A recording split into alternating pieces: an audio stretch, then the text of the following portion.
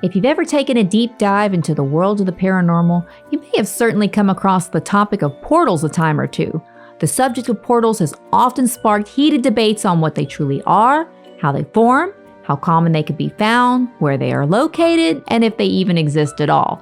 If you've ever pondered the answer to these questions yourself, then it's time to take a closer look.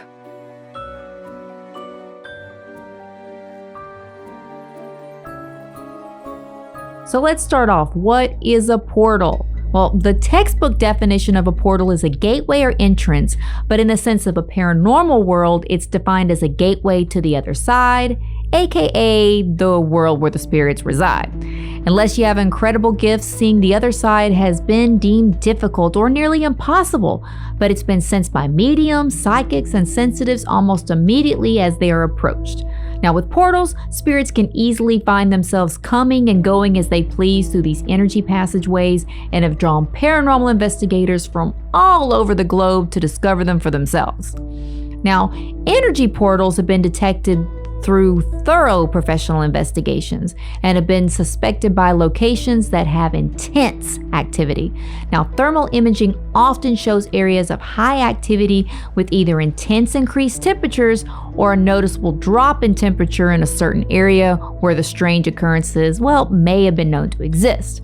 Now, other signs that a paranormal portal is present are, you ready for this? History of intense trauma on a massive scale, such as a hospital, psychiatric ward, or mass deaths. Excessive poltergeist type of activity, like cabinets opening frequently, increased multiple audible disturbances. Sense of multiple dark presences, possible demonic activity.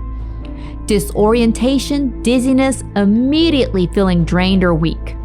Frequent streaks of light, some lingering and some brief. Strange, consistent sounds such as buzzing or humming. Presence of ectoplasm, if you've ever seen that. Frequently being touched or grabbed consistently. Mists or fogs residing in one particular place. All of these can be signs that you might have a portal. Your next question is, where do portals lead?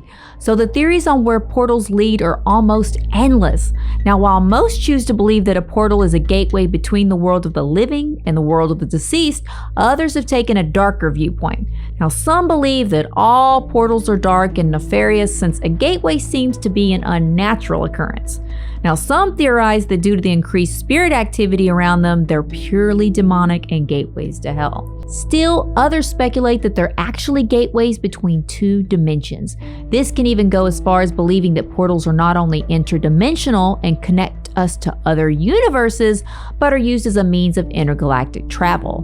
When taken a step further, portals have also been believed to have direct connections to different places in time, meaning ghosts or spirits could be us, but traveling back and forth from different points in time. Even Hollywood movies have covered this theory too in great detail. So how are portals created? Now, scientific theories generally state that energies cannot be destroyed, but only distributed elsewhere. If our souls or energy doesn't die with our bodies, that residual energy is said to become distributed to the other side, another dimension, or crosses over. Now, this depends on your belief system, of course, but generally in the world of parapsychology, this is what is most commonly accepted. Now, when this energy is tampered with on a larger scale, portals can then become created. Even NASA scientists themselves have acknowledged the existence of magnetic portals being present, but also short-lived in space. Most portals are small and short-lived, others are yawning, vast, and sustained. Now, tons of energetic particles can flow through the openings, heating Earth's upper atmosphere, sparking geomagnetic storms, and igniting bright polar auroras. Now, these portals are said to be connecting Earth to the sun. So if science can support a planetary object having a direct portal to a star, then couldn't the world of the living have a direct connection to the spirit world too? Now, some feel that people themselves can actually create or open portals as well. Now, how can an average person do so? Well, that depends on your experience and your theories and even rumors among the believers in the afterlife. Enter the ever-feared, sometimes loved, and controversial Ouija board. Once marketed for family fun entertainment as just a game, this board was used to communicate with ghosts or loved ones who had passed on. However, many began to have strange occurrences happening in their homes after multiple sessions, and this led to the belief that perhaps using the Ouija board opened up a portal or a gateway that couldn't always be so easily closed. Now, in ancient times, the Mayans believed that certain rituals could be done in order to connect them to the spirits and even to the gods themselves. Now, this was done through bloodletting, mirror images through reflective surfaces, and even smoking hallucinogenic substances. They believed that through ritual, the worlds could become open to one another, allowing them to gain great insight and wisdom. So, where can you find portals? Portals can be found almost anywhere. People have reported portals in their homes, in hotels, in graveyards, or even in the middle of bodies of water. Bodies of water? Yes, indeed. It has been long said that these energy vortexes can use water as a conduit, making it easier to slip through one world and into another. A well-known old trick of paranormal investigators, demonologists, and psychics has been to use running water in a bathtub or sink to help spirits communicate or even appear. Now, this lends to the theory that bodies of water may be a more likely place to discover a portal or even possibly have one created. Now, some feel that mirrors themselves are portals to the other world. It's been strangely advised to remove them from your bedroom if you're experiencing spirits in the middle of the night as you awaken from your slumber. Now, another theory is that placing 3 mirrors facing each other will almost instantly open up a gateway so large that anything and everything will easily find its way through.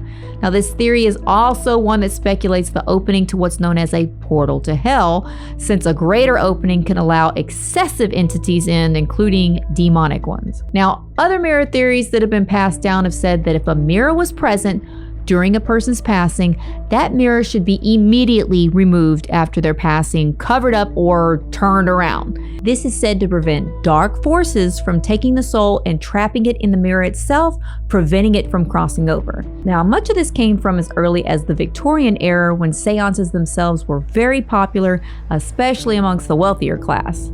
Cemeteries are another popular area where portals are thought to exist.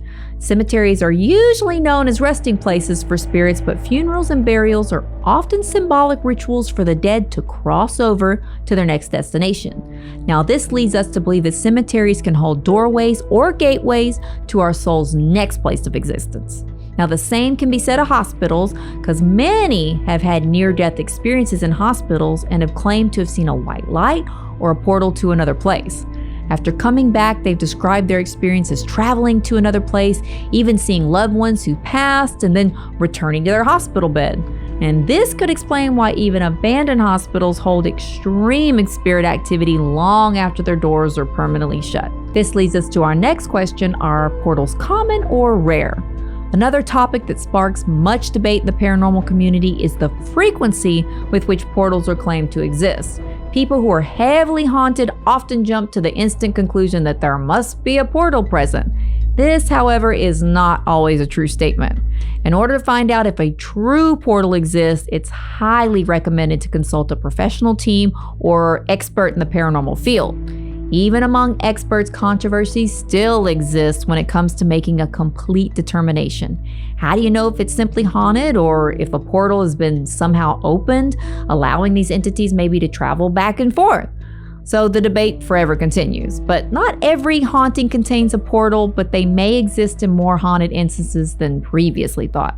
So most of us say, do portals truly exist? So there's countless books, novels, television series, and movies that go over the many theories and speculations regarding the existence of portals. From the Interstellar movie to the television show on the Travel Channel called Portals to Hell, many theories have come to our TV screen explaining what we think portals are, how they work, and where we can locate them. Even the author 𝗨𝗶𝗵𝘀𝗁, hope I said his name right, has appeared on the History Channel, Lifetime Channel, and HBO explaining the theories behind his books on portals. Now, with so many people in pop culture buying into the many presumptions about these gateways, it's hard to deny the possibility that we could indeed have a connection to another world other than our own.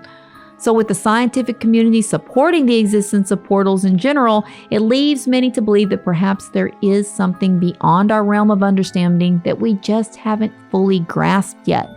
So scientific discoveries happen every day, so it's truly possible that paranormal portals truly do exist. However, it's also a possibility that we could be experiencing something else entirely. So no matter if you believe in portals or remain a healthy skeptic, the subject of gateways between worlds remains a fascinating subject to tackle. Do you believe in portals? Let us know.